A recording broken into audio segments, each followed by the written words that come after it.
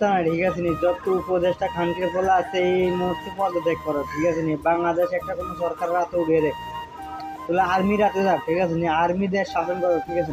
কোনো কোনো প্রধান উপদেষ্টার মায়েরে বাপ আমার খানকির ফলাগর থেকে মানে সরকারি যে আপনার কি জানি সেনাপ্রধান ওকারুজ্জামান স্যার আপনাকে বলছি, ঠিক আছে না, আপনি যত উপদেষ্টা আছেন সবাইকে বাড়ি তল্লাশি করে যত যত কিছু পাবেন সব পাবলিকের ভিতরে বিলিয়ে দিবেন, ঠিক আছে। সরকারি এক হাতের ভিতরে সব ব্যবহার করবেন। আমি প্রবাস থেকে বলতে আছি, ঠিক আছে নি। তার মারে বাংলাদেশ কি জানি ধ্বংস করে লাগবে যদি এই প্রবাসী এই উপদেষ্টারা থাকে। মাথা সুতরাং আমাকে দেশটারে ধ্বংস করে লাগছে। আমি চাই উপদেষ্টারা তাৎক্ষণিকভাবে বাংলাদেশ থেকে পদত্যাগ করিয়া তাদের ব্যক্তিরা জেলে পড়েন, ঠিক আছে। সব দিনের জেলে পড়েন, ঠিক আছে নি।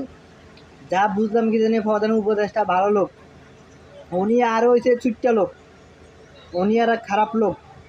উনি কইছে আমাকে প্রবাসীদের মানে সুযোগ সুবিধা দিব, আমার সোনার সুযোগ সুবিধা দিচ্ছে। মাথা সুদের বাচ্চারা টাকা খাইতে বলে দিচ্ছে না, মাথা সুদের আমার সুযোগ সুবিধা দেন। আমি সবার কাছে আগ্রহ দেন, ভিডিওটা শেষ চাই আমার।